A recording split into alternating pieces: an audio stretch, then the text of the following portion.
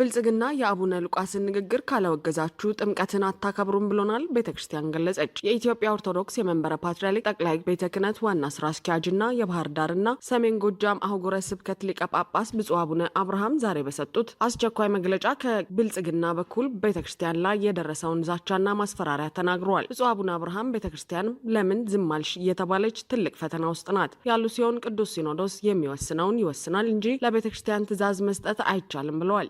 የሚያጋባው ነገር ለበዓለ ጥምቀቱ ዝግጅት ከአዳነች አቤቤ ጋር በተደረገ ውይይት ብልጽግና ቤተክርስቲያን እና አቡነ ሉቃስ ለይታ ካላወገዘች በዓሉን ማክበር እንደማትችል የገለጸበት መንገድ እንደሆነም በመግለጫው ላይ ተነስቷል። አቡነ አብርሃም ቤተክርስቲያንን ማንም እየተነሳ እንዲያደርጊ ስላላት አታስተናግድም ሲሉም አቋሟን ግልጽ አድርገዋል። የተለያዩ ፈተናዎች ገጥመዋታል ቤተክርስቲያን በየግል በተለያዩ አባቶች በተለያዩ መንገዶች በሚሰበኩ ስብከቶች በሚፈጠሩ ሁኔታዎች ለምን እንዴት ለምን ዝም አልሽ ቤተክርስቲያን ትልቅ ፈተና ላይ ነው ያለችው። ፈተናዋን እንዴት ማለፍ እንዳለባት በጸሎት እግዚአብሔርን እንጠይቀዋለን። ለዛሬውም መነሻ የሆነን እነሆ በዓለ ጥምቀቱ ከፊታችን ደርሷል። ባለፈው የተለያዩ አባቶች በተለያየ መንገድ ተናገሯቸው ስለተባሉ ጉዳዮች ተነስቶ መንግስትም ቀየሜታውን ገልጾ ቤተክርስቲያን መልስ እንድትሰጥበት አሳስቧል። ቤተክርስቲያንም በጉዳዩ በስፋት በትኩረት ተወያይታበታለች ቅዱስ ቋሚ ሲኖዶስ። ይሁን እንጂ የብፁዓን ሊቃነ ጳጳሳት ጉዳይ የቅዱስ ሲኖዶስ ጉዳይ ነው የሚሆነው። ምክንያቱም አንድ ሊቀ ጳጳስ ተጠሪነቱ ለቅዱስ ሲኖዶስ ነው። ቀርቦ ተጠይቆ አዎንታዊ መልስ ሰጥቶ ስህተት ነው እውነት ነው ብሎ የሚወሰን እንጂ ብድግ ብሎ በቋሚ ሲኖዶስ ወይም በሌላ በተለያየ መልኩ እንዲህ ነው እንዲያ ነው ብሎ መናገር እንደማይቻል ሕገ ቤተ ክርስቲያናችን ይደነግጋል። እንደ ቤተ ክርስቲያን ትምህርት ቅድም ያልኩት ቃል ነው መሪው ቃል ሰላምን መፈለግ፣ ሰላምን መሻት፣ መልካም ነገርን ማድረግ ነው። ከዚህ ውጭ ቤተ ክርስቲያን ሌላ አቋም የላትም። እንደ ሕግና እንደ ስርዓታችን በአባቶች ደረጃ ቅዱስ ሲኖዶስ የሚወስነውን ይወስናል። ይህ ቅዱስ ሲኖዶስ ቋሚ ሲኖዶስ ተወያይቶ ቅዱስ ሲኖዶስ የሚለውን እንዲል አልፎታል።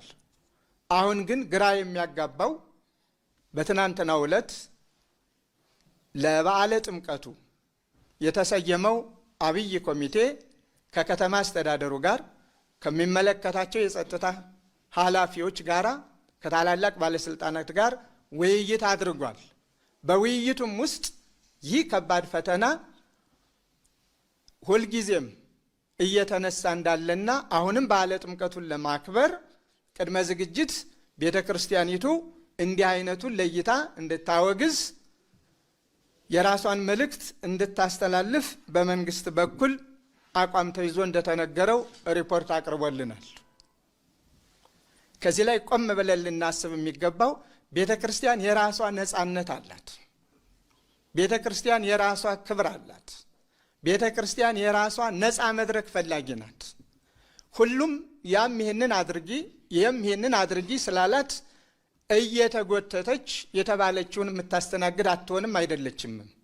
ቤተክርስቲያን ያለማንም ጫና መንቀሳቀስ እንዳለባትም አቡነ አብርሃም የገለጹ ሲሆን ይህንን ካላደረግሽ በዓል አታከብሪም፣ ግንኙነት የለንም እየተባለች ነው ሲሉም የብልጽግናን አቋም አጋልጠዋል። ክፉውን ክፉ፣ በጎውን በጎ፣ መልካሙን መልካም፣ መልካም አይደለውን መልካም አይደለም ብላ ለማስተላለፍ የራሷ ሕግ አላት፣ የራሷ ስርዓት አላት፣ የራሷ መንገድ አላት። አለበለዚያ በነፃነት ላይ የሌለች የፈለገ የሚያዝዛት የፈለገ የሚያሽከረክራት ያልወደደ ደግሞ እንደወደደ ፍላጎቱን ምኞቱን እንድትፈጽምለት የሚጎትታት ቤተ ክርስቲያን ኑራም አታውቅም፣ ወደፊትም ልትኖር አይገባም። ቤተ ክርስቲያን በራሷ ነፃ መድረክ ላይ ቁማ ችግሩን ችግር ነው ብላ መናገር አለባት። እያደረገችም ነው። ይሄ አይመጥነኝም፣ እንዲህ አይነቱ የኔ ቃል አይደለም ብላ ታውጃለች። ግን በግልጽ መጠየቅ ያለበትን ጠይቃ መናገር ያለበትን እንዲናገር ፈቅዳ ሁሉን ነገር በአግባቡ ታደርጋለች እንጂ በኩርፊያ ባላስፈላጊ ብሂል እንዲህንን ካላደረግሽ በዓል ለማክበር አልችልም፣ ከእናንተ ጋር ግንኙነት የለንም እስከሚባል ድረስ የሚኖረው ነገር ከማንም ከምንም በፍጹም አይጠበቅም፣ ሊጠበቅም አይገባውም። እንደ መንግስት የሁሉ ገዥ ነው። ሲያጠፋ አጠፋ ብሎ የመቅጣት ትክክለኛውን መንገድ ይዞ ሲያለማ አለማህ ብሎ ማሞገስም ሆነ መሾም መሸለም የተለመደ ጠባይ ነው። ቤተ ክርስቲያን ግን የራሷን ስራ ለራሷ መተው ነው። በዚሁ አንጻር ደግሞ በዘፈቀደ በደመ ነፍስ ሃይማኖትን ሽፋን ማድረግ እያደረጉ እንደፈለገ ማለትም ደግሞ የቤተ ክርስቲያን እንትንም አይደለም። ይሄ ከቤተ ክርስቲያኒቱም ጋር አይሄድም። የቤተ ክርስቲያኒቷ ድምፅ የራሷ የሆነ ድምፅ አላት። የራሷ